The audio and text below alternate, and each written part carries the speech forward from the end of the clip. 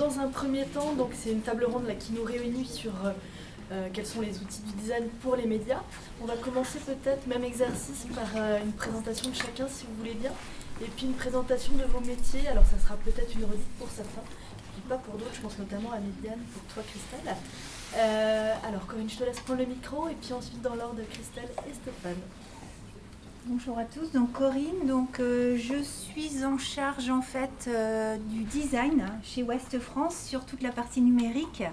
Donc partie numérique, c'est aussi bien les sites du groupe, puisque Ouest France fait partie d'un groupe avec plusieurs journaux, avec 20 minutes, actu.fr, là on va voir la télé qui arrive. Donc voilà, pas mal d'entités, Voiles et Voiliers, Le Marin, enfin, etc. Donc je travaille vraiment sur ces entités.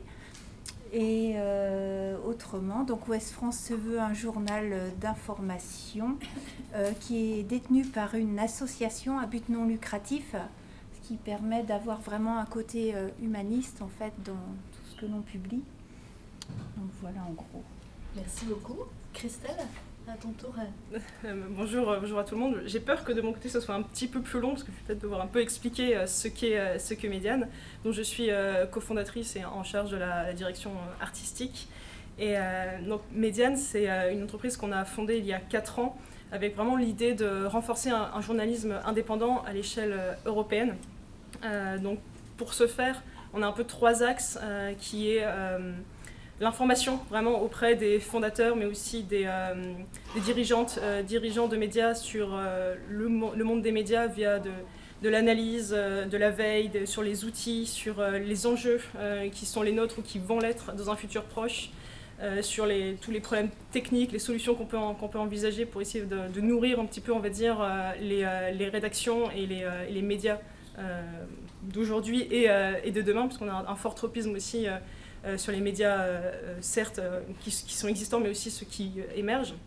On a également toute une partie de réseau pour rassembler les gens. On organise des événements comme Media Offsite qui a pour objectif de rassembler des dirigeants justement de médias pour qu'ils puissent, loin des micros, loin de leurs équipes, loin de leur direction parfois, discuter de ce qui les rassemble, quels sont les soucis qu'ils rencontrent, quelles sont les choses qu'ils testent, qu'est-ce qu'ils en pensent, de manière assez libre. Et on a un programme aussi de formation, à vrai dire, mais on en a un qui court sur 9 mois. Et on accompagne une dizaine de médias de manière simultanée via une formation qui dure 3 mois et après du mentorat un peu personnalisé sur 6, mais avec l'idée de former aussi un esprit de promo avec des médias qui peuvent s'échanger des choses, partager aussi une vision commune, une ambition commune. Donc on essaie d'être assez attentif et attentive à cela. Et la 3e brique, c'est la brique un peu accompagner, faire, qui là va passer par le côté studio. On va pouvoir donc animer aussi ces formations, notamment Calliope, pour des gens aussi qui voudraient démarrer un média et qui ne savent pas exactement comment ça s'organise, par quoi est-ce qu'on commence, quelles sont les priorités, les besoins un petit peu à savoir. Donc on a une formation qui découle en fait du livre, qui découle des fiches pratiques qui ont été établies, qui sont disponibles gratuitement et sous licence libre, pour documenter qu'est-ce que c'est qu'une audience, qu'est-ce que c'est qu'un modèle économique, qu'est-ce que c'est que le don, qu'est-ce que c'est que comment est-ce qu'on fait pour rassembler des gens autour de son projet aussi, en parler. Donc on a tout ce volet-là. Et la partie la plus simple, on va dire, qui est celle des missions vraiment sur mesure, où là des médias qui peuvent aller du média vraiment indépendant d'une personne qui lance une newsletter à un média qui est là depuis 80 ans et un peu tout ce qu'il y a au milieu, donc des gens comme Street Press par exemple, comme La Déferlante, comme Les Jours dont on a parlé un petit peu plus tôt, ou Le Monde Diplomatique. On a accompagné plus de 100 médias en 4 ans, donc il y a vraiment pas mal de monde à ce niveau-là, et là-dessus on peut intervenir sur globalement tout sauf l'édito, parce que l'édito en général les gens sont journalistes et donc savent faire, donc plus sur les questions de management, de marketing, vraiment de stratégie, de modèle économique, et me concernant de design. Donc là, c'est peut-être plus ce qui va nous intéresser aujourd'hui, sur des sujets de maquettes web, de newsletter, toutes les spécificités du mail, l'identité visuelle aussi, la direction artistique des médias, les maquettes papier, parfois de la cartographie aussi, donc on a vraiment beaucoup de choses assez vastes et variées, mais toujours très enthousiasmantes. Merci Christelle. Navré pour ce tunnel. C'est pas juste, on a un micro, nous. Bonjour à tous, moi je suis Stéphane Saunier, je suis rédacteur en chef Fig Data et visualisation au Figaro. Alors on le verra peut-être après, mais ça veut dire quoi? Je vais présenter le Figaro s'il y en a qui ne connaissent pas. On fait parler de nous parfois, on a près de 200 ans l'année prochaine, on arrive à nos 200 ans.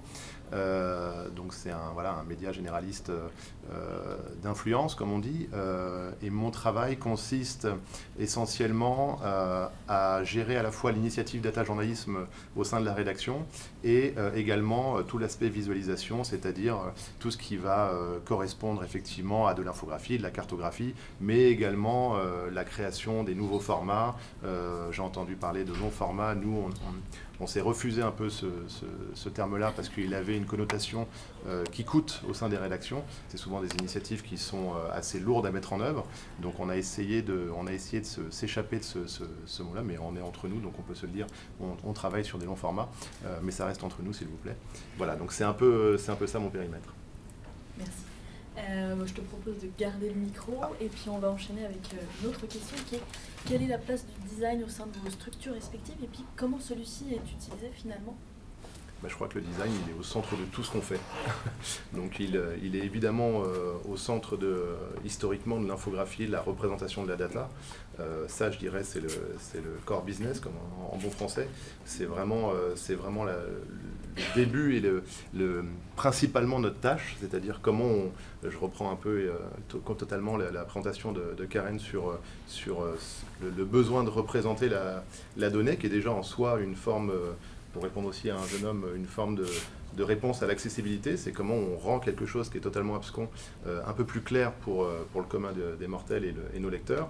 Donc ça va être la base. Et puis après, on va utiliser le design, ou du moins ce que j'ai découvert aussi dans cette école, c'est-à-dire toute l'ambition du design pour représenter l'information, mais ça va être à la fois, donc là c'est plus simplement la donnée, mais ça va être vraiment tous les moyens à disposition pour aller visualiser donc à travers la cartographie, l'infographie, mais aussi le parcours de l'utilisateur, notre lecteur, comment on va réussir justement à l'emmener dans nos récits, comment on va essayer de le surprendre pour aussi capter son attention, ça a été dit, dans l'économie de l'attention, c'est vraiment des choses qui sont essentielles pour nous.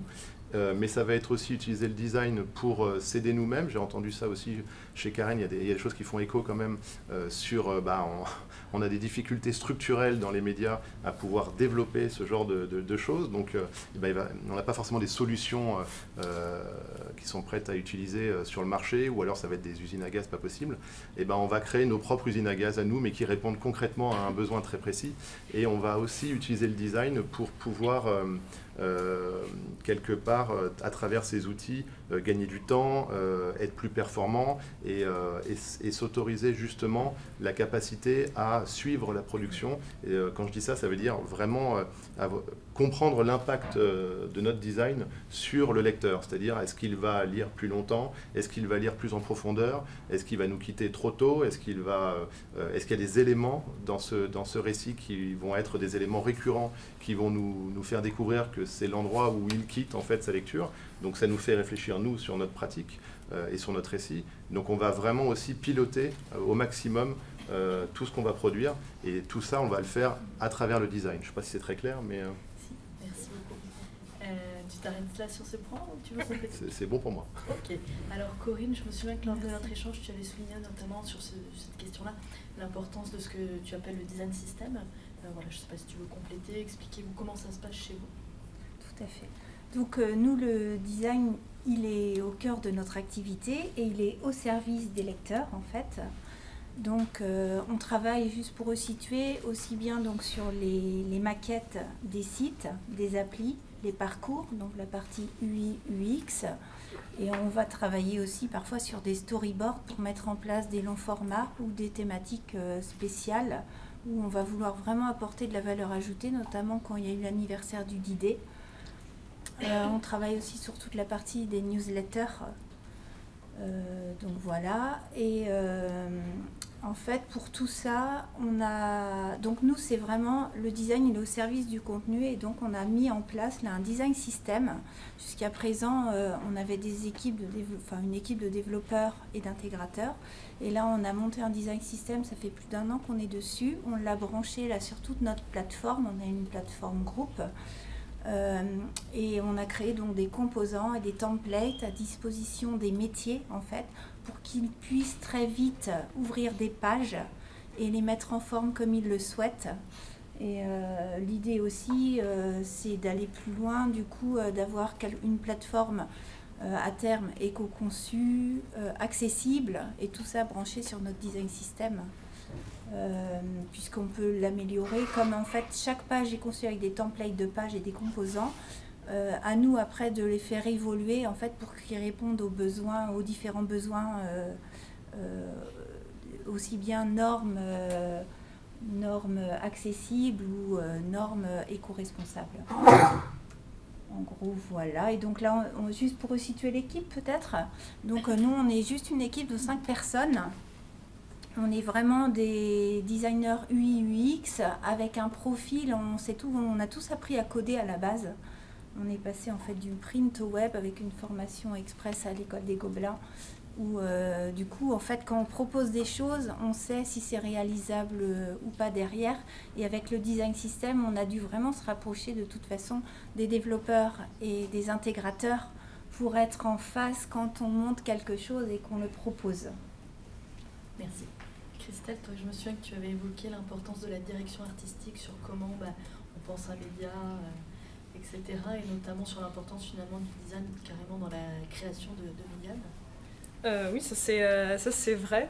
J'aimerais peut-être commencer par une citation de Max Leroy, qui est un ancien du New York Times et de CNN, qui avait dit, je trouve ça très juste, que le design, certes, était important pour que le média, on comprenne à qui il s'adresse, pour qu'on comprenne de quoi ça parle, et qu'il y ait une cohérence là-dessus entre le fond et la forme, qui est absolument essentielle pour qu'on on rate pas sa cible et qu'on s'épuise pas à faire une enquête hyper intéressante pendant 3 ans qui en fait passe à côté de son public parce que c'est complètement décalé par rapport à ce que le public attend visuellement de l'enquête pour la comprendre, s'en emparer, la lire jusqu'au bout. Mais Maxime Leroy dit que à l'inverse, personne n'allait s'abonner à un média parce qu'il adorait l'UX. Et que personne n'allait vraiment dire je suis hyper fan de ce site, de ce média, c'est magnifique, donc je vais prenez mon argent parce que c'est beau. Et du coup, je pense que là-dessus, il y a un axe qui est assez important aussi, c'est de doser en fonction du moment du média où on en est, de quoi est-ce qu'on a besoin exactement et quand, pour pas non plus s'épuiser à lancer, justement, on a parlé des machines à gaz qui vont pas forcément être utiles. Ou à l'inverse de sous-doser et de tout mettre sur l'édito et rien sur le design. Donc je pense qu'il y a un vrai sujet d'équilibre là-dessus, ou quand notamment des personnes qui ont des médias le savent, et on a plein de choses à gérer, il y a l'administratif, il y a les RH, il y a toujours des problèmes avec l'URSSAF, il y a plein de choses à gérer, et donc quel est le temps qu'on peut aussi donner au design pour essayer de voir quelque chose qui soit gérable dans le temps aussi, quand on parle de site web. Après, il faut, une fois qu'il est publié, il faut continuer de le maintenir, de s'en occuper, de le mettre à jour. Qui s'occupe de ça ? Donc il y a pas mal de questions sous-jacentes qui, je pense, valent le coup d'être abordées, mais effectivement, côté médiane, ça nous avait été aussi assez utile, côté pays, une revue qu'on a cofondée également, pour, dès le début, instaurer une identité discrète peut-être, mais quand même reconnaissable, qui permet de au moins reconnaître l'émetteur et créer de petit à petit une image de marque qui fait qu'ensuite on sait qui parle et d'où on s'exprime. Merci. Corinne, peut-être une question pour toi. De par ton expérience chez Ouest France et puis ta position de designer, comment le design va vous aider par exemple dans la... comment on appelle ça pour avoir plus d'abonnements, d'inscriptions ? Dans la conversion. Dans la conversion, oui. Alors nous, le design... avant, quand on designait et qu'on montrait des interfaces, souvent on les défendait, on les argumentait plus graphiquement finalement. Et maintenant, et c'est l'objectif d'ailleurs de 2025, c'est de tout relier à la data pour que l'on crée des parcours fluides, intuitifs, et qu'on crée aussi de l'usage, l'envie de revenir et de s'abonner par la suite. On est obligé d'aller vers tout ça. Donc maintenant, en fait, on regarde les chiffres. Quand on nous demande de revoir, de créer un espace ou de revoir un parcours, tout est traqué. Donc on regarde où est-ce que ça bloque, qu'est-ce qui peut faire que ça ne marche pas. Est-ce qu'on remet en cause aussi des fois le contenu, parce que souvent on a tendance à croire que le design fait tout et que si c'est beau, en fait les gens vont cliquer et s'abonner, mais la base c'est quand même le contenu, donc ça on rappelle ça. Et on est très axé mobile bien sûr, donc ça limite aussi puisque l'écran n'est quand même pas grand par rapport à celui d'un desktop, et on est obligé aussi par rapport, on travaille donc beaucoup avec la rédaction bien sûr et les différents métiers, le marketing, et on est obligé à chaque fois de rappeler que le mobile il est essentiel, et, parce qu'ils ont tendance à nous faire des prototypes souvent desktop. Donc là c'est à nous aussi de créer des habitudes et de montrer que c'est essentiel. Merci. Stéphane, peut-être une question pour toi. Comment on crée finalement, en étudiant ton expérience et puis la structure dans laquelle tu es actuellement, des outils des outils de design qu'on peut utiliser d'article en article pour ce qui permet de diminuer notamment les coûts, etc. Ouais, nous, ça a été une forme de basculement en fait. Il a fallu à un moment donné qu'on se pose la question de comment on allait justement pouvoir produire, nous, ce qu'on appelait en interne des one-shots, c'est-à-dire ces longs formats assez jolis, avec un effort qui est mis vraiment important en termes de design, en termes de rédaction et en termes de contenu,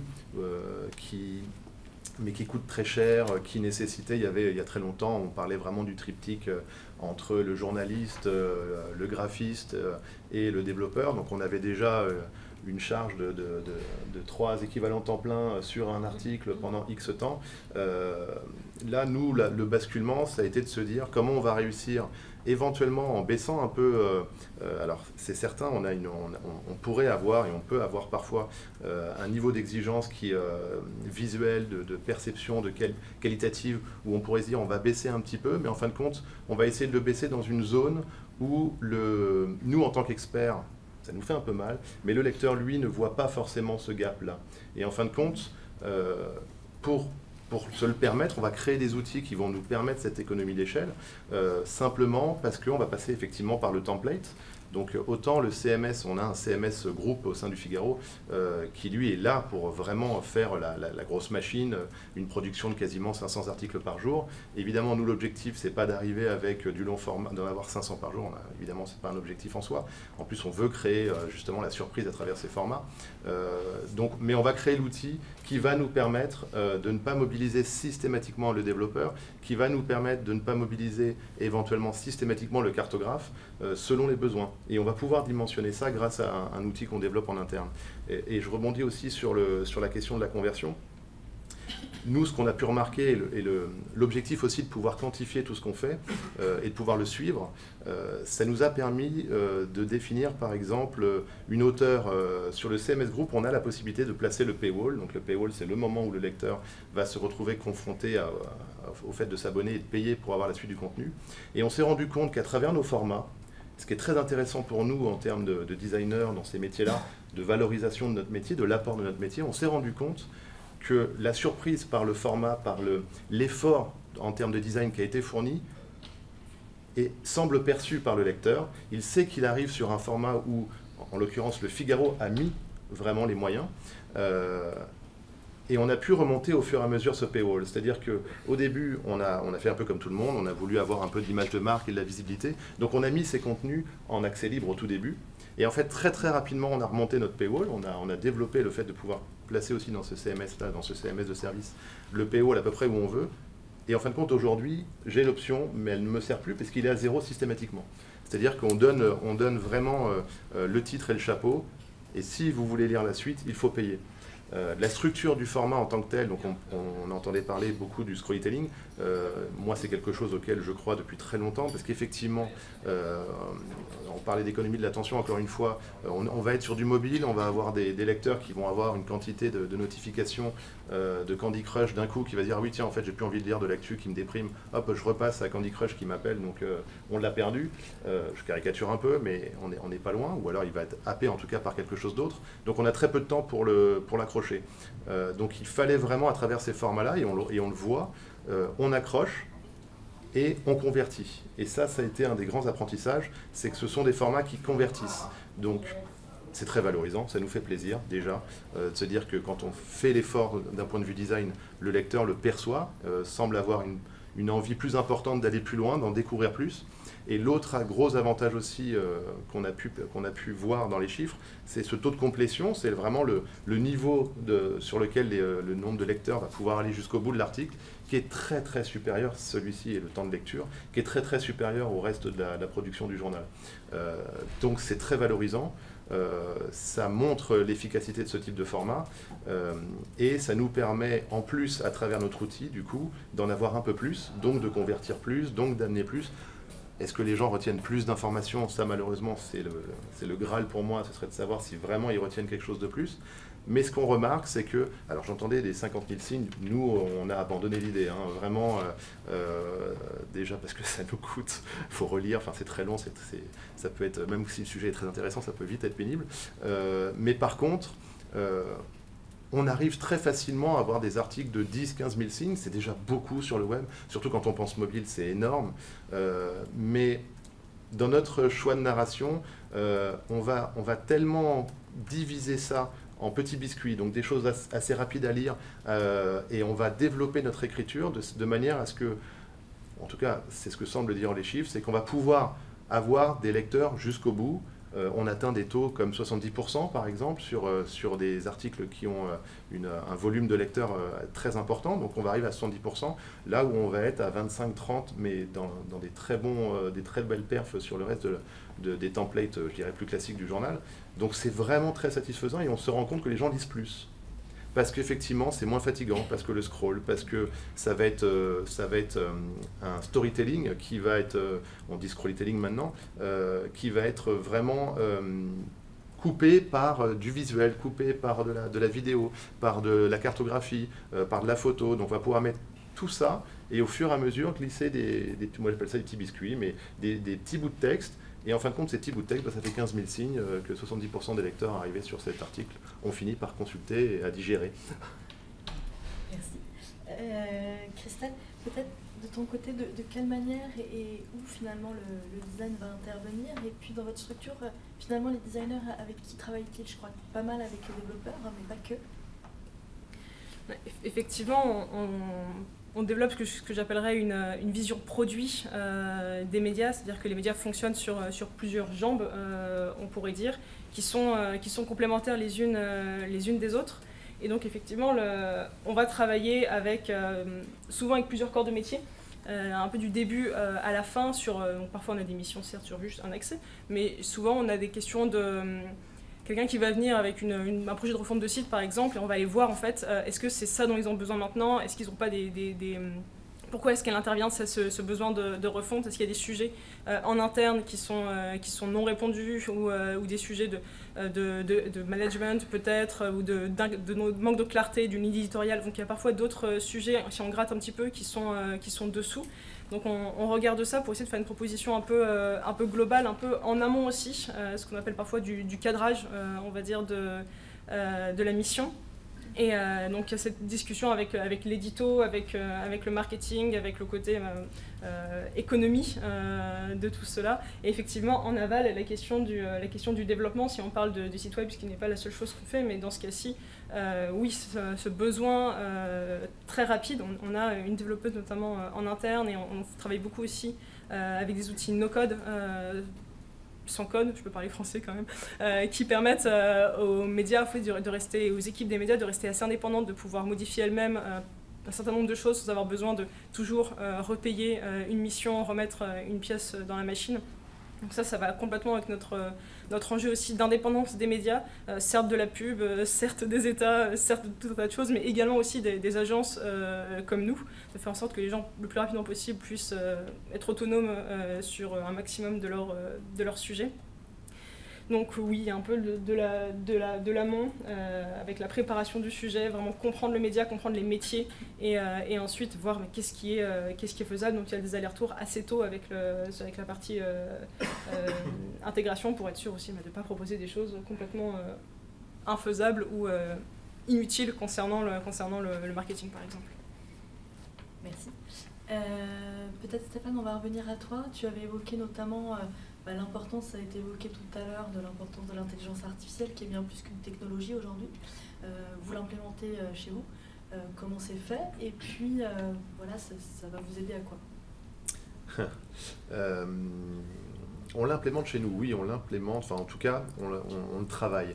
On le travaille beaucoup, on essaye de l'implémenter pour l'instant dans nos process. On a déjà des cas d'usage concrets, et en fait on essaye vraiment encore une fois, de se simplifier la vie, de régler des petites tâches. On se met en objectif des tâches plus importantes, mais pour l'instant c'est quand même encore assez balbutiant, et on a un enjeu évidemment dans un média comme Le Figaro d'avoir la traçabilité de ce qu'on fait, donc savoir effectivement, déjà il y a une grosse phase d'exploration afin de connaître les différents modèles qui existent, ce qu'ils peuvent faire, là où ils sont meilleurs, là où ils sont moins bons, la différence entre eux. Donc il y a déjà une grosse phase d'exploration qui prend énormément de temps. On en est, nous, à l'idée d'essayer d'entraîner des petits modèles vraiment très souples, mais hyper dédiés, de façon à répondre à une problématique très concrète. Et après, la plus grosse difficulté qu'on a pour l'instant, c'est effectivement le fait de scaler ça à l'échelle de la rédaction, parce que ça passe aussi, quand je parlais tout à l'heure de la création d'outils en interne, une des grosses difficultés dans des grandes organisations comme on peut avoir chez Ouest France ou le Figaro ou d'autres, ou l'équipe ou le Monde, c'est vraiment de faire rentrer tout ça dans des process qui sont quand même très définis. On parlait, j'entendais 80 ans à l'équipe, donc il y a des réflexes, il y a des services. Voilà, au Figaro, ça fait 200 ans, c'est un média conservateur. Pour faire bouger les lignes, il y a un petit travail à faire. Donc l'IA, oui, et notamment sur des petites tâches. C'est-à-dire, j'aime bien expliquer ça comme ça, c'est vraiment comme si on avait un jeune stagiaire ultra diplômé, très brillant, et qu'on arrivait et qu'on lui demandait, parce que c'est un peu la promesse de l'IA, cette capacité de tout faire, on a l'impression que c'est magique, ça l'est pas du tout, mais et nous en fait on va lui demander d'aller chercher le café, mais on va lui demander de le faire super bien. Donc c'est vraiment cette approche-là, c'est de dire on va utiliser quelque chose qui a l'air d'être extraordinairement puissant, mais on va le contraindre à faire vraiment une micro-tâche, mais cette micro-tâche cumulée dans notre journée à nous, elle représente un temps important, et en fin de compte, elle va nous libérer du temps. Donc on est vraiment sur cette recherche d'implémentation sur des micro-tâches très précises. Je voyais, il y a eu des exemples tout à l'heure qui ont été donnés sur l'investigation, où là c'est vraiment comment l'IA va permettre effectivement d'aller faire de la recherche dans des documents et de l'analyse. Il y a des choses qui existent. C'est vrai qu'interagir grâce à un LLM au sein d'une base de données et de pouvoir interagir en langage naturel, c'est hyper prometteur, mais on a ce fameux problème d'hallucination qui, pour un média en tout cas comme le nôtre, n'est absolument pas envisageable.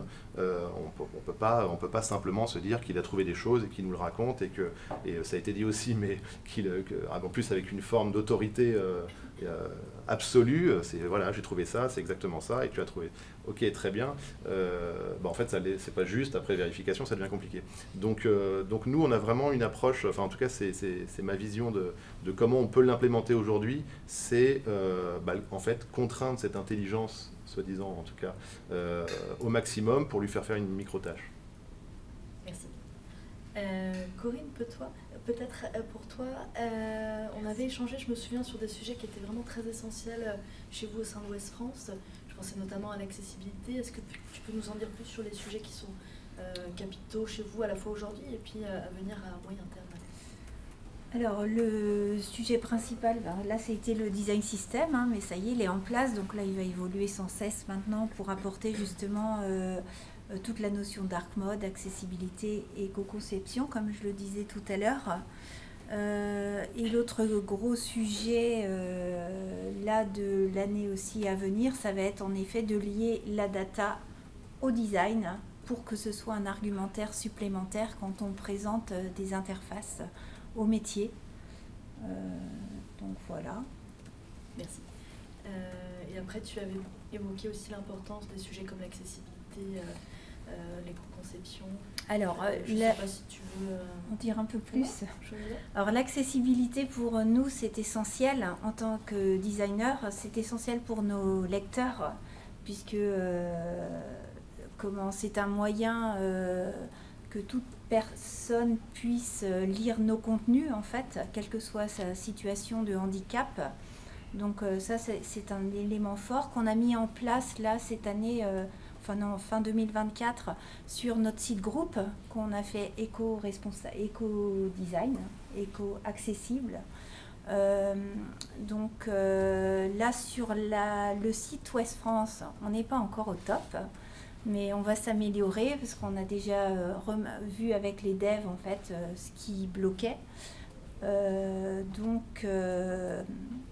Sur la partie autrement éco-responsable, et bien là on fait en sorte que les images soient optimisées. On voit également, on évite de faire trop d'appels au serveur, mais tout ça en fait avec quand même des contraintes, puisqu'on a des contraintes pub, et là on fait pas ce qu'on veut. On a des obligations, voilà, il y a des contrats derrière. Mais en tous les cas, on essaie d'apporter beaucoup en termes aussi de fonte, taille de caractère, pour que tout soit lisible. Voilà, tout ça est lié. Je ne sais plus, c'était quoi le troisième sujet? On a dit accessibilité, éco-responsable et... Je ne sais pas si tu avais... Non, je n'avais pas évoqué le troisième sujet, mais peut-être la data dont j'ai parlé. Mais... Et la conversion, tout ce qui est conversion. L'autre sujet, vraiment, c'est la conversion. En fait... on veut créer de la conversion aussi bien en fait pour nos lecteurs, pour l'inscription et pour l'abonnement bien sûr, puisque c'est l'enjeu, c'est ça qui rapporte en fait. Donc on n'a pas le choix, il faut trouver plein de moyens et là on travaille sur les parcours, on fait des expériences sur des formats spécifiques. Par exemple, on a depuis 2020, depuis Covid, là, on a créé une rubrique qui s'appelle Nos vies. Qui sont des témoignages de personnes sur des sujets de société divers et variés. On voit qu'il y a de l'appétence, donc ils sont tous en mode payant, bien sûr. Pour y accéder, il faut être abonné. Et on voit que ça génère de l'abonnement. Les newsletters aussi, tout ce qui est abonnement aux newsletters, on en sort énormément. Parce qu'on voit aussi qu'il y a de l'intérêt derrière, il y a de l'inscription. Et du coup, après, on essaie de les convertir.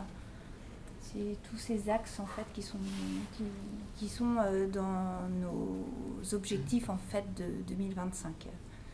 Mais l'idée c'est un parcours fluide et en fait moi j'ai vraiment envie, en fait souvent quand on parle de design, en fait les personnes regardent juste le look, mais j'ai vraiment envie aussi qu'on travaille sur l'expérience, sur le mobile, de se dire à quel moment je mets tel bouton, à quel moment je donne telle information. J'efface à un moment la tab bar si c'est nécessaire de ne plus l'avoir en fonction si on est dans un article, dans une page liste.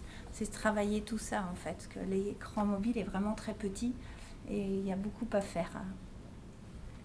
On va passer le micro à Christelle.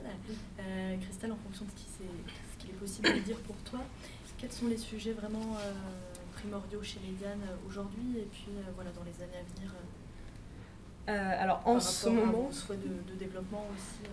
En ce moment, on est vraiment dans une sorte de remise à plat de la vision, de nos priorités, parce qu'en fait, on s'est rapproché de Sphera en septembre dernier. Sphera, c'est tout un réseau, donc ça va dans ce que je disais un peu en introduction sur le réseau, mais c'est un réseau, un consortium de 10 médias indépendants dans l'Union européenne, dans 10 pays. Et donc, eux, leur projet, c'était de faire en sorte que ces médias indépendants, qui sont parfois dans des pays où la liberté de la presse n'est pas au top de sa forme, puissent échanger ensemble, puissent se transmettre des informations, puissent faire des enquêtes aussi en commun. Côté France, je pense à celle COP, par exemple, de Street Press sur les ultra fans de foot. En fait, c'est un sujet en France. L'extrême droite, dans les fans de foot, c'est un sujet. Mais c'est aussi un sujet en Grèce, c'est aussi un sujet en Italie. Et du coup, l'idée, c'est de faire en sorte que on puisse mettre en commun, en discussion Street Press avec ces autres médias pour qu'ils puissent envoyer aussi des gens sur le terrain, parce que moi peut-être que je suis expert en France de tels sujets journalistiques, mais en fait j'ai pas forcément les contacts ou les connaissances pour voir comment ça se transpose ailleurs. Donc il y a tout cet enjeu de mise en commun. Donc nous de ce côté-là on a forcément ce changement d'échelle qui est à prévoir, et de réexplication un peu de ce qu'est Médiane, parce qu'il y a une confusion un petit peu actuellement entre la partie média et la partie qu'il y a des journalistes vraiment qui ont un numéro de CPPAP, qui sont vraiment indépendants, et la partie studio qui est une SAS indépendante. Donc on a vraiment ces enjeux de notre propre en fait, communication aussi, nos propres sites web. Donc on est pas mal sur des sujets d'interne qui sont assez fondamentaux pour... En fait, à 4 ans, on a quasiment doublé l'équipe, on est maintenant 20. Du coup, de voir comment est-ce qu'on donne un second souffle, ça change tout en matière aussi de culture d'entreprise, sachant que nous, on protège et on développe aussi beaucoup le fait de travailler à distance. Donc on a à peu près la moitié de l'équipe qui n'est pas à Paris, qui est soit en Bretagne, soit en Aquitaine, soit à Toulouse, à Lille, mais aussi à Bruxelles, à Bologne, à Barcelone, vraiment un peu partout à ce niveau-là.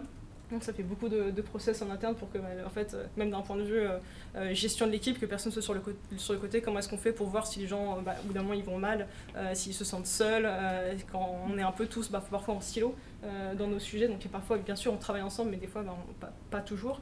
Donc ça fait beaucoup en matière de... Là, si je prends la casquette de dirigeante de sujets qu'on a sur la table. Et après, bien sûr, on continue... d'accompagner beaucoup de médias. Donc là, on a des belles refontes qui sont en perspective, donc j'ai assez hâte aussi de ça. Super, merci. Stéphane, je ne sais pas si tu veux compléter sur les enjeux du Figaro, et puis si tu voulais peut-être passer aussi la démo que tu avais prévue. Alors, je n'irai pas sur les enjeux du Figaro, parce qu'ils sont nombreux, vastes, et j'en suis pas responsable, en tout cas pas de l'intégralité, mais en tout cas sur les enjeux de notre service, là c'est... Je dirais on est mature, on est arrivé à une forme de maturité pour pouvoir monter en puissance sur la volumétrie. Il y avait pour nous, donc je parlais d'outils d'outils du design, et de comment le design aide l'outil aussi pour produire plus de choses, de faire des longs formats plus fréquemment. Mais l'idée initiale était... Enfin la mienne en tout cas, était de créer cet outil pour me permettre justement d'ouvrir les portes du service à l'ensemble de la rédaction. Ça veut dire quoi? Ça veut dire que l'idée derrière, c'était d'avoir un outil qui permettait d'atteindre l'ensemble de la rédaction. Donc il y a j'ai pas parlé de mon service d'ailleurs, mais dans mon service, on est une quinzaine, dont 2 externalisés, 2 prestataires externalisés. Alors, c'est pas banal, mais pour une école de design, moi, le directeur artistique est externalisé pour l'instant. C'est une des 2 fonctions qui travaille pour nous, mais pas que, qui a été en fait rajoutée au fur et à mesure de nos besoins.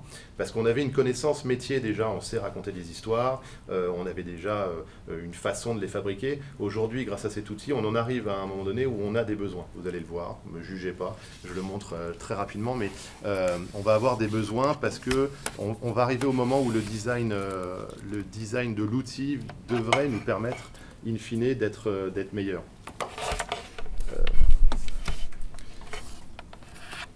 Hop. Est-ce que ça marche tout seul? Ça a l'air. Voilà, je vous montre juste, pour ceux qui ne connaissent pas éventuellement ce que c'est qu'un CMS, donc ce logiciel en ligne qui permet de produire des articles. Donc là, vous avez une partie de la production de mon service. Donc il y a différents, j'ai le service infographie, il y a le service initiative, il y a les classements, et il y a Fig Data. Donc là, c'est plutôt data journalisme. Donc là, vous voyez ce qu'on prépare. Voilà, ça ressemble à ça. Nous, ce qu'on a fait dans le service, ça ressemble à ça. Donc c'est pas très loin. on s'est vachement inspiré parce qu'on s'est dit le travail a été fait, plutôt bien fait, ben, on va le récupérer. Donc déjà, on a eu cette économie-là. Mais par contre, on va avoir des besoins qui sont totalement différents. Notamment donc voilà, ça c'est un des prochains articles qui est en préparation. Il n'a pas été relu, hein, donc ne faites pas de photos. Bon, c'est filmé, ok. Mais par contre, on va avoir des... c'est en live en plus, formidable. C'était une bonne idée encore. On va avoir des besoins très spécifiques et on va vouloir surtout pouvoir tout finement paramétrer.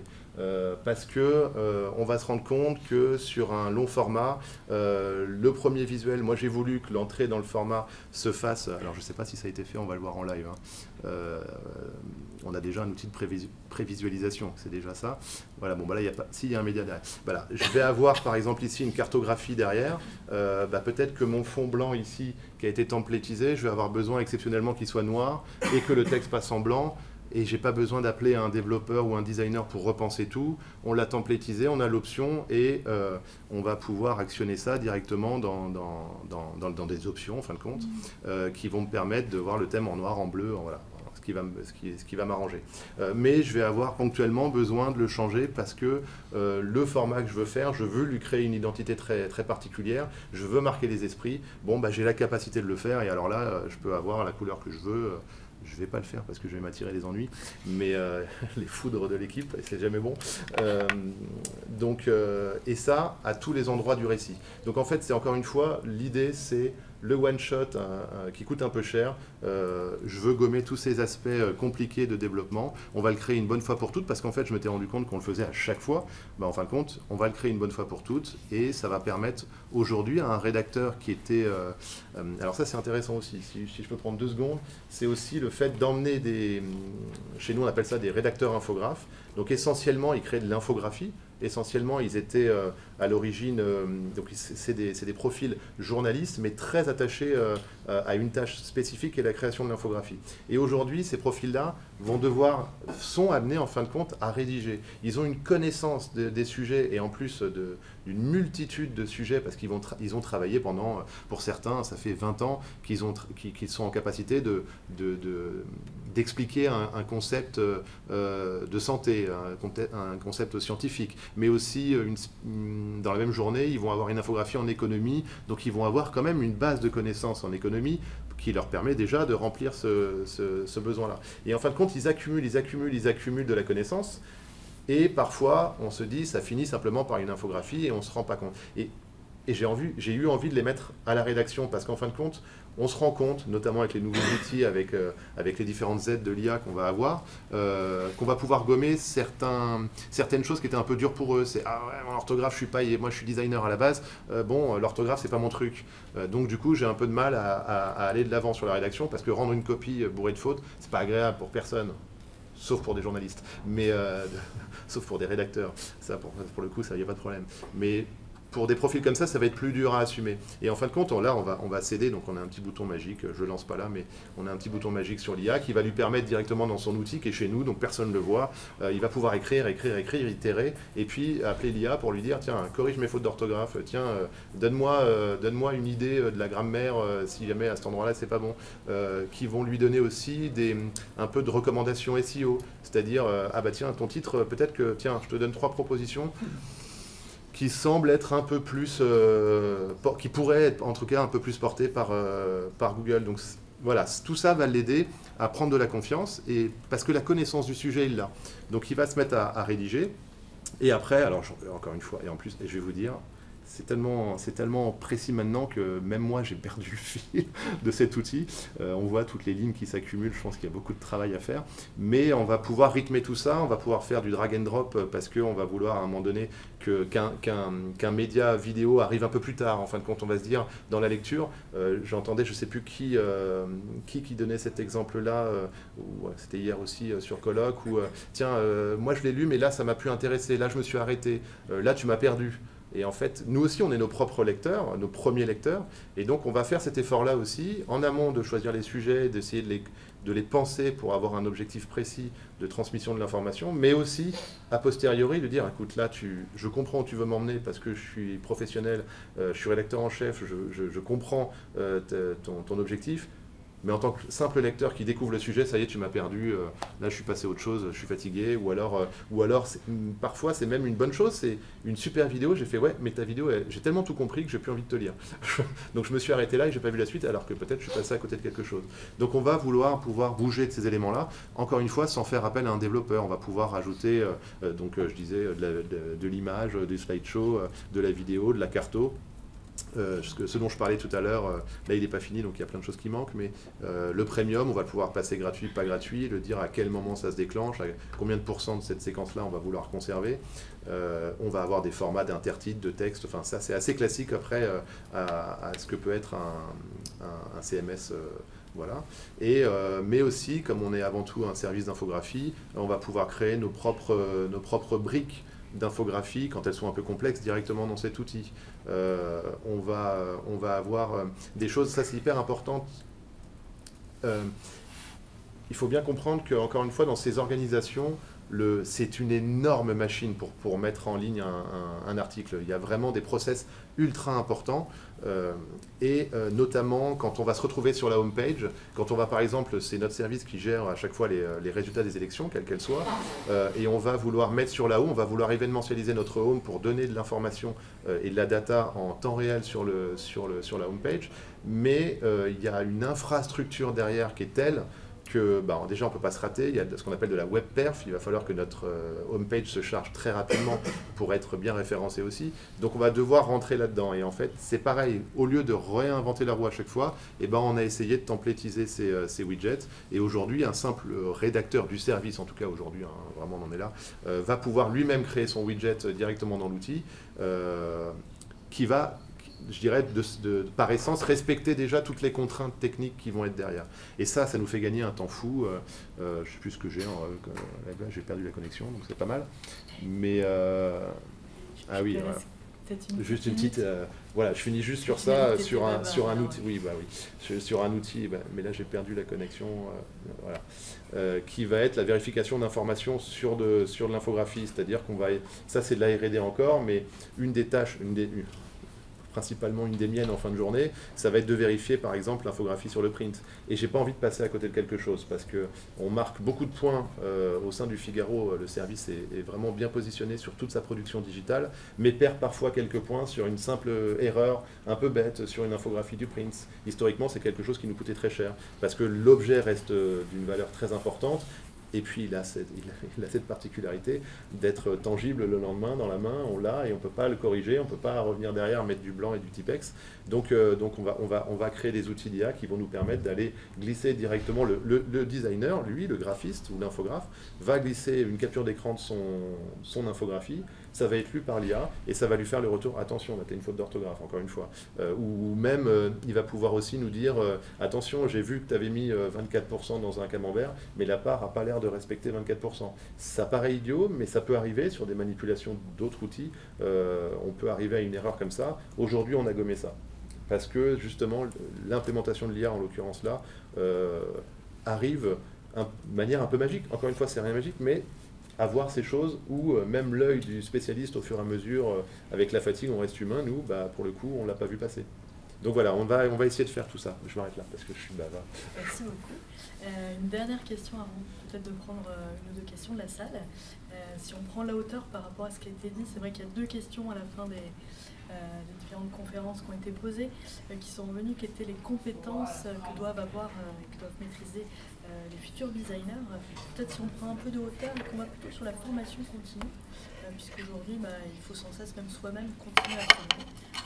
Notamment à l'intelligence artificielle, quels sont les cas d'application qui peuvent exister, comment ça fonctionne, comment l'utiliser pour son propre poste, pour être plus productif, etc.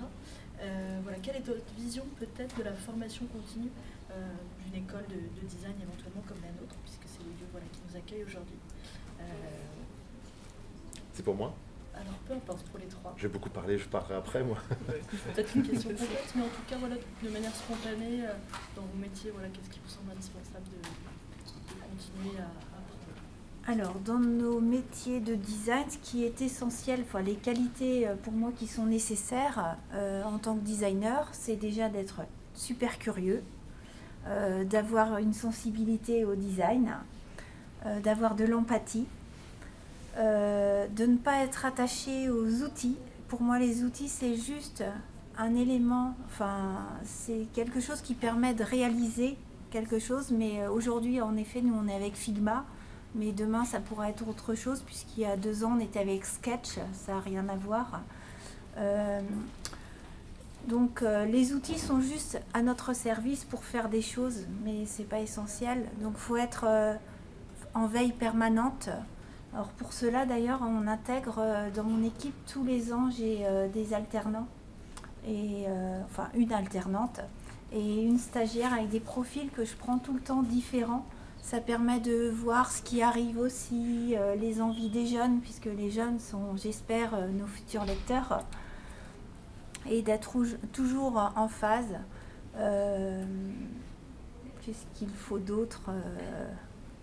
Bien être très attaché, manipuler beaucoup, regarder tout ce qui sort, les nouveautés, être sur son téléphone constamment. Enfin voilà, c'est ça, tout passe. Aujourd'hui, moi, le téléphone, voilà, c'est l'élément essentiel. Aujourd'hui, plus de 80% de nos lecteurs sont sur mobile. Donc on ne peut pas... Le desktop, on le regarde, mais c'est vraiment après, en fait. Voilà. Merci. Je sais pas, Christelle, si tu veux... Oui. Plus c'est intéressant, parce que du coup, voilà, vous êtes de générations différentes. Donc il y a aussi peut-être un autre regard en termes d'utilisation de l'outil différents. Ouais, je pense qu'il y a une chose qui est assez importante qu'on n'a pas évoquée jusque-là aussi, c'est la capacité à transmettre ses propres connaissances. Parce qu'en fait, il y a plein de moments où on est obligé de parler avec les clients ou de former des gens, par exemple, qui veulent lancer un média et qui en fait ont pas, on fait des écoles de journalisme, on fait d'autres écoles très bien par ailleurs, mais n'ont pas du tout ce regard design. Et quand nous, on a fait 5 ans d'études supérieures là-dedans, quand tous nos amis, je baptise un petit peu, sont designers, on peut avoir du mal justement à prendre ce recul, à se rappeler qu'en fait, des choses qu'on a appris à faire, mais aussi à voir. Et que c'est intéressant aussi de rappeler aux gens qu'une police, par exemple, elle n'est pas neutre. Elle a été dessinée par des gens qui ont une intention en la dessinant. Cette intention, on la comprend en tant que lecteur, parce qu'on a, en fait, on a aussi des références communes qui nous nourrissent. Et donc, on se rend compte un peu dans quel environnement on est. Est-ce que c'est studieux? Est-ce que c'est plus décontracté? Il y a plein de choses qu'on perçoit par la direction artistique. Et qui vont aussi vers des éléments, on a parlé d'accessibilité, mais aussi de lisibilité. Comment est-ce qu'on règle son texte pour que ce soit le plus confortable aussi pour le lecteur? On a une vraie notion de service, je pense, sous-jacente. Au-delà un petit peu des modes ou des envies qu'on pourrait avoir en tant que créateur, qui sont de se poser un peu la question de comment est-ce qu'on peut rendre aussi le meilleur service à son lectorat, quelles sont les choses dont il a besoin pour s'emparer des sujets. Et cette dimension un peu, tu as parlé d'empathie, j'irais vraiment enfoncer le clou là-dessus. Moi j'ai vraiment commencé mes études par le design objet, où vraiment on dessine, on conçoit pour des gens, pour des fonctions. Et de garder ça à l'esprit, je pense que c'est très utile pour éviter de parfois être un peu à côté de l'enjeu. Et les enjeux, justement, changent très vite. Donc garder aussi une grande flexibilité là-dessus. Les médias aussi, dans leurs besoins, ça évolue. Parfois, ils ont besoin juste de 3 couleurs, une police, parce qu'ils ont juste une newsletter, et c'est pas la peine d'aller plus loin. Après, il faut aller tirer un peu un fil pour étendre. Ils vont avoir besoin de faire un objet papier, et ensuite un site web plus complet. Et donc aussi, comment est-ce qu'on peut garder un peu de plasticité cérébrale pour s'adapter sans toujours tout réinventer, sans toujours repartir de zéro, mais de garder un peu un historique commun là-dessus. Donc je pense qu'il y a ces enjeux un peu complémentaires qui sont un peu plus, pour dire un terme insupportable, du soft skill, qui n'est pas vraiment forcément du design, mais qui est plus une sorte de compréhension aussi de ce qui nous entoure et qui est en constante évolution. Et donc pour la formation continue, oui effectivement, parfois c'est nécessaire d'aller passer 5 jours pour apprendre un logiciel, ou pour apprendre, je sais pas, une nouvelle compétence managériale à ce niveau-là, mais effectivement le fait de rester aussi un peu au pouls de ce qui nous entoure en termes de société, et je pense que c'est assez important et qui passe pas forcément que par des médias par ailleurs. J'ajouterais l'esprit d'équipe. C'est très important, c'est une des bases que du coup ça nous permet d'échanger sur plein de sujets, d'apprendre, de regarder ce que font les autres, et c'est tellement riche à plusieurs, c'est à plusieurs qu'on a les meilleures idées en fait. Parce que quand on conçoit soi-même, on peut être persuadé que ce qu'on a fait est très bien, et quand on le confronte avec d'autres personnes, on va plus loin, on propose quelque chose de bien mieux et c'est valorisant pour tous. Et je me souviens que tu avais évoqué aussi lors de nos échanges l'importance de l'humilité, de l'écoute et puis ah ouais, tout à fait, se savoir remettre toujours en argumenter aussi. question, argumenter, avoir des arguments de design, pourquoi on a fait ça. Parce que les métiers, en fait, ont besoin d'entendre ça et c'est essentiel. Mais oui, ne pas juste présenter des interfaces, savoir dire pourquoi on a fait ça. Et d'ailleurs, nous, ce qu'on fait souvent, c'est on part d'un état des lieux. Après, on fait un bench, mais un bench très large. On ne regarde pas que les médias en fonction en fait, de l'objectif qui est demandé. On va voir à droite, à gauche. Et après, on fait des propositions et après, on fait des parcours avec des profils différents. Ouais, j'arrive sur cette page parce que je viens de Google, je viens du site, je viens d'une newsletter. Qu'est-ce que je vais afficher? Enfin, on essaie de faire les différents profils en mode connecté, non connecté. Et ça, c'est très important parce que les gens se projettent davantage aussi. Et on est sûr de rien oublier parce que si on se contente juste des écrans, des fois on dit là il se passe quoi quand on va faire ça. Donc en fait ça donne une bonne compréhension en fait de ce qu'on va faire derrière pour les développeurs aussi, pour le client bien sûr, mais pour les développeurs. Merci Stéphane, est-ce que tu veux compléter? Après Karl, on a le temps pour une ou deux questions. Merci. Je vais essayer de faire court aussi. Alors, il y avait une question qui avait été posée tout à l'heure sur l'esprit critique. Alors, il y a une chose qui est effectivement, je suis tout à fait, où je rejoins, c'est le travail en équipe, c'est ce qui fait la force de ces équipes au sein des rédactions. Et l'esprit critique chez les journalistes, ça va, on est bien équipé, on a des égos assez importants. Moi, j'ai un peu la prétention de penser que j'ai une équipe de professionnels vraiment très bons. Et en fait, cette discussion, évidemment, améliore grandement notre production. Après, sur les perspectives, c'est une question qui est hyper complexe à laquelle j'aurais du mal à apporter une réponse ferme et définitive, parce que dans la structuration même de notre équipe, on va avoir effectivement des développeurs, des data scientists, on va avoir des rédacteurs, on va avoir des rédacteurs infographes, des développeurs, je crois que je l'ai dit. Voilà, donc c'est assez éclectique et on a besoin en fait de tous ces métiers pour pouvoir correctement travailler.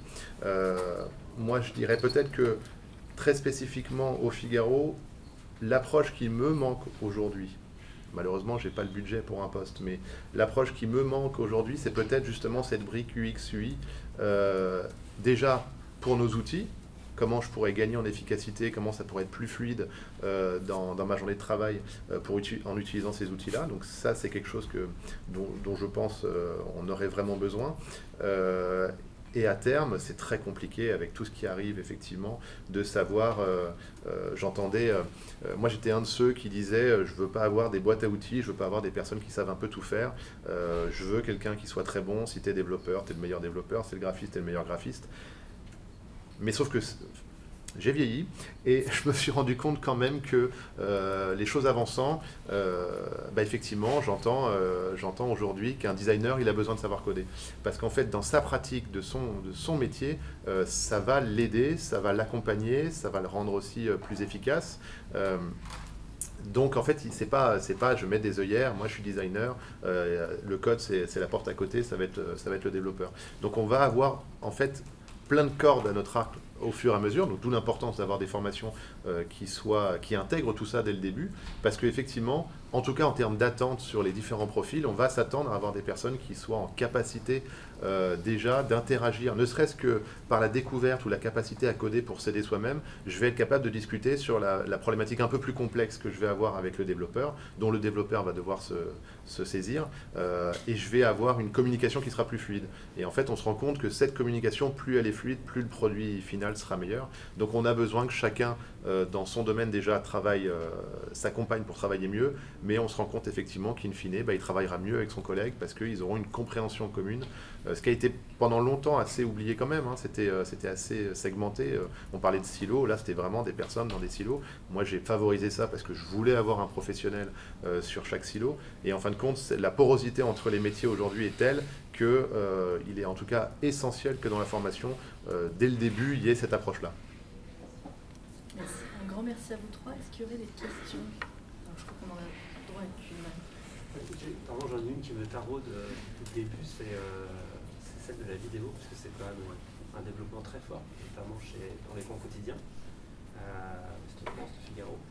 Et du coup, je me demande comment ça vous impacte dans vos équipes, notamment sur le design. Quels sont les besoins en termes de design sur la vidéo, qui est presque un pivot, quoi, je trouve, en ce moment dans les médias. Donc voilà, j'ai vraiment envie de vous poser des questions. Alors, moi, pour ma partie, design des plateformes, ça va avoir un impact sur la mise à disposition de